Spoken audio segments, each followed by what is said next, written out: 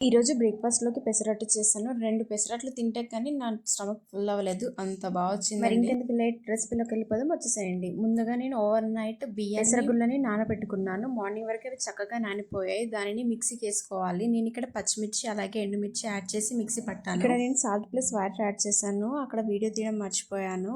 తర్వాత మనం ఒక ప్యాన్ తీసుకొని ప్యాన్ హీట్ అయ్యాక వాటర్ చల్లుకోవాలి. ఒకసారి క్లాత్‌తో తుడిచేసాక మనకి దోసకి బ్యాటర్‌ని తీసుకొని పెనం పైన వేసి పల్చగా స్ప్రెడ్ చేసుకోవాలి. ఒక 5 to 10 మినిట్స్ తర్వాత మనం పెసరట్టు చుట్టూ వేసుకొని ఒక 2 మినిట్స్ తర్వాత కదిలిస్తే మనకు ఈజీగా పర్ఫెక్ట్గా వస్తుందండి. ఇక్కడ ఒక చిన్న టిప్ ఏంటంటే పెనం చాలా హీట్లో ఉన్నప్పుడే మనం వాటర్ చల్లి మంటని లోలో పెట్టుకొని మనం పెసరట్టు వేసుకోవాలి. ఆ తర్వాత మనం మీడియం టు హై మంటని అడ్జస్ట్ చేసుకుంటూ పెసరట్టును కాల్చుకోవాలి. అప్పుడు చాలా వస్తుంది. ట్రై చేయండి. ఈ వీడియో కనుక మీకు నచ్చినట్టయితే please do like, share and subscribe to Megha's kitchen. అలాగే మీ ఫ్రెండ్స్ అండ్ ఫ్యామిలీ మెంబర్స్ కూడా షేర్ చేయండి. Thank you for watching. Bye.